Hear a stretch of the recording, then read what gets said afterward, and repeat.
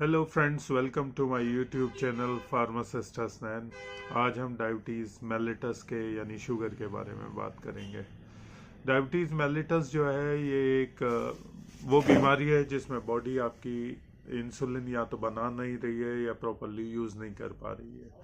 ये दो तरह की होती है। टाइप 1 होती है जिसमें ये होता है, एक ऑटो इम्यून डिसीज़ है जिसमें आपकी एंटीबॉडीज़ आपके पेनक्रिया के आइलेट सेल्स ऑफ लैंगरहैंस को डिस्ट्रॉय कर देती हैं। उससे इंसुलिन प्रोडक्शन नहीं होता। ये बचपन से ही होती है लोगों में और ये एक जेनेटिक डिसऑर्डर है।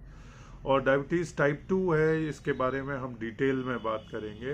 इसमें या तो आपकी बॉडी सफिशेंट इंसुलिन बना नहीं रही है, या फिर अगर बना भी रही है, इंसुलिन ज़्यादा भी हो रही है बॉडी में, तो इंसुलिन रिसेप्टर्स जो हैं उन पे वो इंसुलिन नहीं चिपक पा रही और शुगर जो है वो शरीर उसको यूज़ नहीं कर पा रहा, वो मसल्स में नहीं जा पा रहा ब्लड से। तो हमें पता कैसे चलेगा कि ये डायबिटीज़ हो रही है? हमें नॉर्मली ये जो है 35 साल के ऊपर सबको टेस्ट करना चाहिए। और इसकी ये निशानियां हैं कि आपको यूरिनेशन आएगा, पेशाब आएगा, बार बार आएगा। उसके अलावा आपको प्यास ज़्यादा लगेगी, स्किन ड्राई हो जाएगी। अगर आपके पैरों में अल्सर, छाले, ज़ख़म कुछ भी हो गया है तो वो भी एक निशानी होती है। आपको वेट लॉस होने लगता है, सडन वेट लॉस होने लगता है। आंखों में चमक लगने लगती है, आंखों में से धुंधला दिखने लगता है। ये सब डायबिटीज़ के सिम्टम्स हैं। इसके डायग्नोज कैसे करेंगे? इसके दो तरीके हैं। एक तो हर घर में जो ब्लड ग्लूकोज मॉनिटर होते हैं नॉर्मली घर घरों में होम हेल्थ केयर के लिए, उससे जब आप अपनी शुगर खाली पेट नापेंगे तो आपकी शुगर अगर 100 से कम है तो आपको डायबिटीज़ नहीं है। अगर आपकी शुगर 100 से 126 है तो आपको प्री डायबिटीज़ है, और 126 से ऊपर है तो आपको डायबिटीज़ है। और वैसे अगर आप रेंडमली दिन में कभी भी अगर अपनी शुगर नापेंगे तो अगर आपकी शुगर 126 के नीचे है तो आपको डायबिटीज़ नहीं है। अगर 126 से 200 मिलीग्राम पर डेसीलीटर है, 126 से लेकर 200 तो आपको प्री डायबिटीज़ है, और अगर 200 के ऊपर है तो आप डायबिटिक हैं यानी आपको शुगर हो चुकी है। इससे भी ज़्यादा अच्छा तरीका ये होता है कि हीमोग्लोबिन 1AC चेन को जो ग्लाइकोसिलेट हो जाती है उसको लैब में हम टेस्ट करते हैं अपना ब्लड दे के, और वो हमें 2 से 3 महीने की ब्लड शुगर कंट्रोल के बारे में बताती है। तो अगर आपकी HB1AC 5.7 से 6.5 है तो आप प्री डायबिटिक हैं। अगर 5.7 से कम है तो आपको डायबिटीज़ नहीं है, आप स्वस्थ हैं। अगर आपकी HB1AC 6.5 के ऊपर आ रही है तो आपको डायबिटीज़ हो चुकी है यानी आपको शुगर है। शुगर जो है ये एक बहुत सारी बीमारियों की जननी है, माता है, मदर ऑफ ऑल डिसीजेज है, जिसमें जो है आपको रेटिनोपैथी हो जाती है यानी आपकी आंखें ख़राब होने लगती हैं। और उसके अलावा आपको गैस्ट्रोपैथी हो जाती है, आपको खाना हजम नहीं होता, डाइजेशन प्रॉपर नहीं होता, गैसेस ज़्यादा बनने लगती हैं। रेटिनोपैथी और के अलावा न्यूरोपैथी भी आपको हो जाती है, नसों में दर्द होने लगता है। हार्ट डिसीजेज, सारी हार्ट डिसीजेज जो हैं वो शुगर से होती हैं। हार्ट डिसीजेज के अलावा स्ट्रोक भी शुगर से हो सकता है। स्ट्रोक के लिए भी शुगर जिम्मेदार होती है बहुत से केसेस में। अब ये डायबिटीज़ होती क्यों है बहुत किसी को नहीं पता। डायबिटीज़ टाइप 2 के बारे में इतना पता है कि ये इंसुलिन रेजिस्टेंस की वजह से होती है या बॉडी सफिशेंट इंसुलिन नहीं बना रही होती है। इसको हम लाइफस्टाइल मॉडिफिकेशन से इस तरह से मैनेज करेंगे कि वेट लॉस बहुत ज़रूरी है। हमें अपना वज़न कम करना है अगर हमें डायबिटीज़ को प्रॉपरली कंट्रोल करना है। दूसरी चीज़ यह है कि हमें फ़िज़िकल एक्टिविटी करनी है, वॉकिंग करनी है, मीडियम एरोबिक एक्सरसाइजेस करनी है। कम से कम जो है आधा 1 घंटा हमें डेली चलना फिरना है, वॉक करना है। उससे भी हमारी ब्लड ग्लूकोज रेगुलेट होती है। तीसरा तरीका, हमें डाइटरी मॉडिफिकेशंस करने हैं यानी क्या खाना है ये ज़रूरी है। इसमें हमें लो ग्लाइसीमिक इंडेक्स वाले फूड्स खाने चाहिए, जिसमें जो है अगर हम फ्रूट्स की बात करें तो फ्रूट्स में पीचेस, एप्रिकॉट्स और यानी कि नाशपाती खा सकते हैं, सेब भी खा सकते हैं, ग्लाइसीमिक इंडेक्स उसका इतना हाई नहीं है, और ऑरेंजेस भी खा सकते हैं। और इन इन फ्रूट्स के अलावा वेजिटेबल्स में हमें ग्रीन लीफी वेजिटेबल्स खाने चाहिए। अवाकाडो बहुत अच्छा फ्रूट है। अवाकाडो में बिल्कुल कार्बोहाइड्रेट नहीं है और बहुत हेल्दी डाइट का पार्ट है। और वेजिटेबल्स में हमें ग्रीन लीफी वेजिटेबल्स जितने भी ब्रेसिकास हैं, यानी बंद गोभी, फूल गोभी, ब्रोकोली, उसके अलावा लेटस के अलावा हमारे पास जितने भी साग होते हैं, स्पिनच हुआ, ये सारे लो ग्लाइसीमिक इंडेक्स वाले फूड हैं, इनको खाना चाहिए। जितने भी नट्स हैं, अखरोट हुए, काजू, बादाम, किशमिश छोड़ के और मुनक्का छोड़ के, ये जो हैं ये लो ग्लाइसीमिक इंडेक्स वाले फूड हैं, हमें इनका ज़्यादा इस्तेमाल करना चाहिए। इनके अलावा हमें low fat dairy product use करने चाहिए, यानी टोन दूध का इस्तेमाल करना चाहिए। लो फैट चीज़ का यानी पनीर का इस्तेमाल करना चाहिए। और ग्रेन सीरियल्स खाने चाहिए, बार्ले और मल्टीग्रेन आटे का इस्तेमाल करना चाहिए। हमें स्पेशली मैदे से बनी हुई चीज़ों से बचना चाहिए, जिनमें समोसे हो गए या कोई भी मैदे से जो पकवान बनते हैं उनसे बचना चाहिए। और मैदे के अलावा हमें वाइट ब्रेड से बचना चाहिए, वाइट राइस से बचना चाहिए। वो राइस और ब्रेड और पोटैटो, ये जो हैं ये बहुत हाई ग्लाइसीमिक इंडेक्स वाले फूड्स हैं। ये हमारी शुगर को बहुत ऊपर ले जाते हैं, और जब शुगर नीचे आती है तो हमें बहुत ज़्यादा भूख लगती है, तो ये क्रेविंग्स भी बढ़ा देते हैं। तो हमें शुगर को एक कांस्टेंट लेवल पे रखना है, ऊपर नीचे नहीं करना है। इन चीज़ों से हमें बचना चाहिए। ब्रेकफास्ट में आप एग्स का यूज़ कर सकते हैं। एग्स बहुत सही फूड है डायबिटिक्स के लिए। चने जो होते हैं, चने, ये छोले जिनको बोलते हैं, और मटर, उबली हुई मटर या उबली हुई मूंग या मूंग की दालें सारी अच्छी होती हैं डायबिटीज़ के लिए।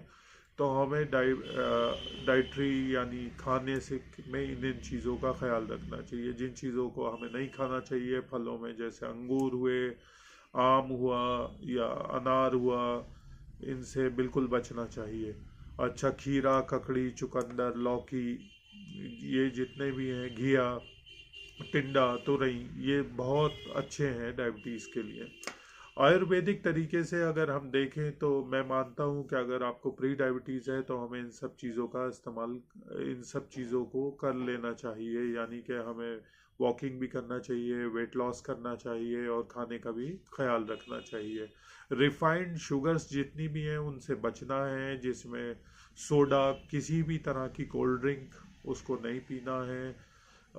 कार्बोनेटेड ड्रिंक हो या नॉन कार्बोनेटेड हो, जिसमें हाई शुगर कंटेंट हो। रिफाइंड शुगर से बना हुआ कुछ भी हमें नहीं खाना है, जिसमें केक हो गई, पेस्ट्रीज हो गई, सारी चीज़ें। अगर शकरकंद हमें खाना है, एक बड़ी इंटरेस्टिंग चीज़ है कि शकरकंदी जो है अगर कम टाइम तक उबाली जाए तो हाई ग्लाइसीमिक होती है, यानी अगर 5-7 मिनट तक उबाले तो, और उसी को हम 30 मिनट तक उबाल दें तो वो लोग मीडियम ग्लाइसीमिक इंडेक्स वाली हो जाती है। तो हमें शकरकंदी अगर खानी हो तो लंबे टाइम तक उबाल कर खाएं। तो आयुर्वेदा में इसके उपचार ये हैं कि आप मेथी का इस्तेमाल कर सकते हैं। आयुर्वेदा और न्यूट्रिशन भी कह सकते हैं। जिंक और क्रोमियम के हमें सप्लीमेंट्स लेने चाहिए।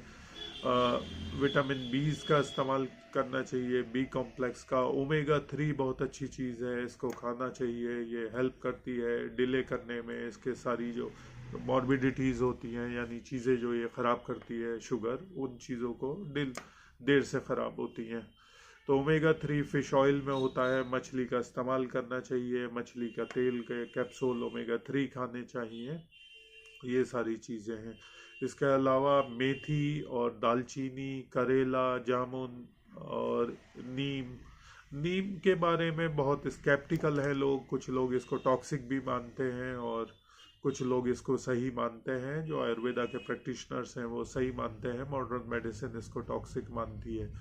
तो जिसमें मेथी हो गई या जामुन हो गई, इनको खाने में कोई हर्ज नहीं है, इनका इस्तेमाल कर सकते हैं आप। और दालचीनी, सुबह को पनीर बूटी के साथ में 1 चम्मच धनिया, अ, 2 पीस छोटे से दालचीनी के डाल के, 1 चम्मच मेथी डाल के, उसको काढ़ के उबाल के और छान के आप नहर पेट यानी खाली पेट पी सकते हैं। वो आपके शुगर को बैलेंस करने में मदद करेगा।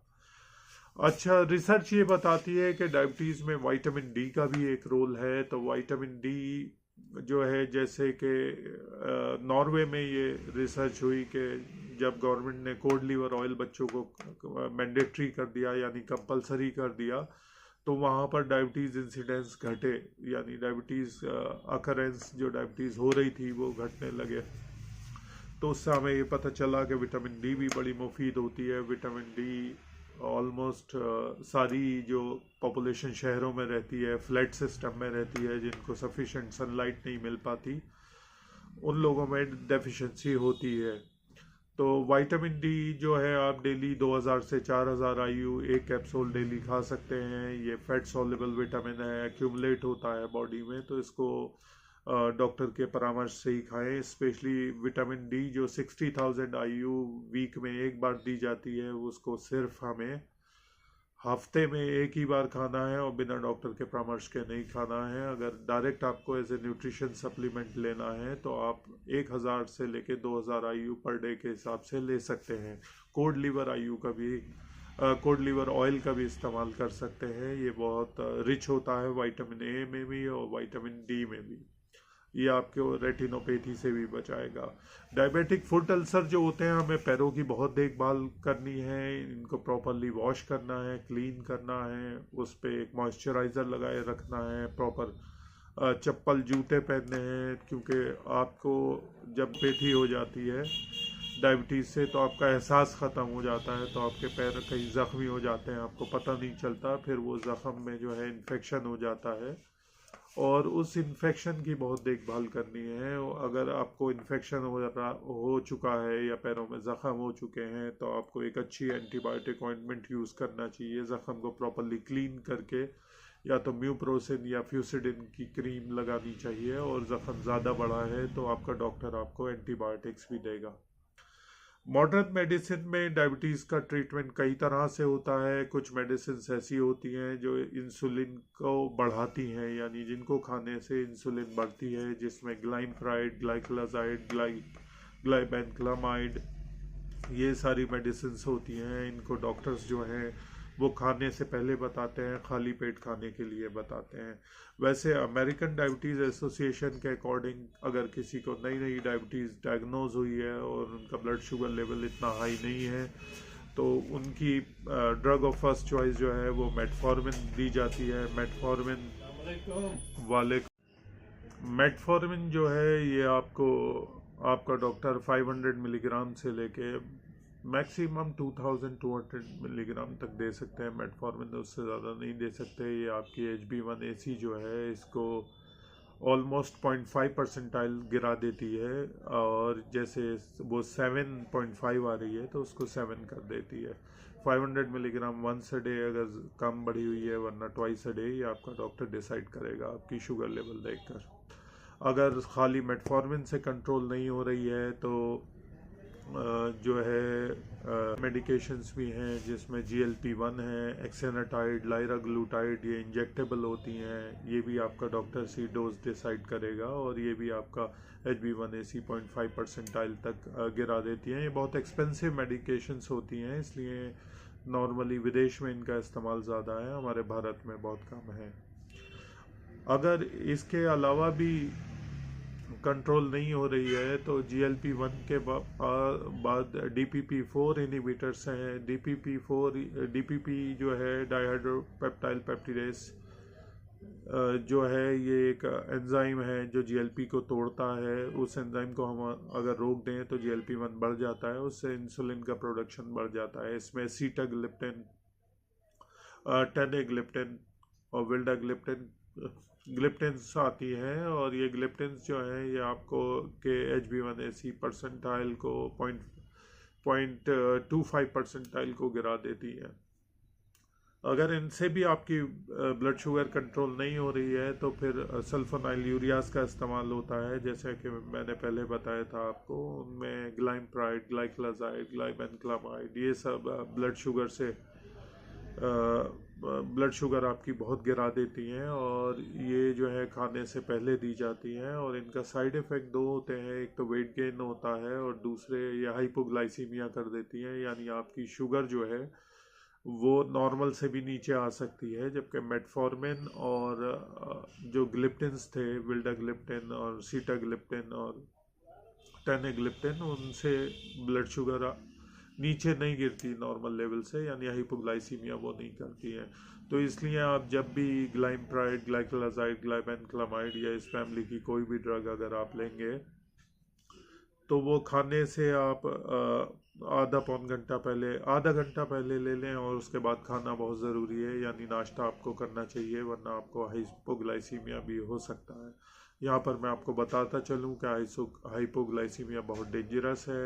आपको बॉडी शिवर करने लगती है, एकदम कमज़ोरी आ जाती है, पसीना भी आ सकता है। तो आपको हाइपरग्लाइसीमिया, यानी अगर आपकी शुगर बढ़ी हुई है, उससे इतना नुकसान नहीं होता जितना हाइपोग्लाइसीमिया से होता है। जब शुगर नॉर्मल लेवल से नीचे गिर जाती है, यानी 70 मिलीग्राम पर डेसीलीटर से भी अगर नीचे गिर गई, तो आप हाइपोग्लाइसीमिया हो जाएगा, और ये बहुत डेंजरस सिचुएशन होती है। अगर इसके बावजूद भी आपकी शुगर कंट्रोल में नहीं आ रही है, सल्फोनाइल यूरियाज को लगाने के बाद भी, फिर डॉक्टर आपको इंसुलिन देगा। अब इन इंसुलिन्स में जो है दो तरह की इंसुलिन होती हैं, एक लॉन्ग एक्टिंग इंसुलिन होती है, एक शॉर्ट एक्टिंग इंसुलिन होती है। जो शॉर्ट एक्टिंग इंसुलिन होती हैं उसमें इंसुलिन लिस्प्रो, ग्लूलिसिन और इंसुलिन एस्पार्ट होती है। ये नॉर्मली आपको खाने से खाने खाने खाने के टाइम दी जाती है, यानी 2-3 बार दे सकते हैं। और जो लॉन्ग एक्टिंग होती है, जैसे डेटेमेर हुई या आइसोफेन इंसुलिन हुई, तो ये जो है ये बेसल डोज होती है, दिन में एक बार दी जाती है, जिनके ड्यूरेशन ऑफ एक्शन पूरे दिन को कवर कर लेती है। तो इन डायबिटीज़ को मैनेज करने के लिए ज़रूरी ये है कि आप फिज़िकल एक्टिविटी करें, घूमें फिरें, कुछ एरोबिक एक्सरसाइज करें, लाइट वेट ट्रेनिंग भी कर सकते हैं, अपने खाने का ध्यान रखें, और खाने में जो है रिफाइंड शुगर्स को बिल्कुल निकाल दें, सोडा को ख़त्म कर दें, वाइट राइस, वाइट ब्रेड इनको ख़त्म कर दें, ब्राउन राइस और ब्राउन ब्रेड ही यूज़ करें। तो होपफुली आप इसको प्रॉपरली मैनेज कर पाएंगे। ये इतनी डिफ़िकल्ट नहीं है, डायबिटीज़ को मैनेज करना बहुत आसान है।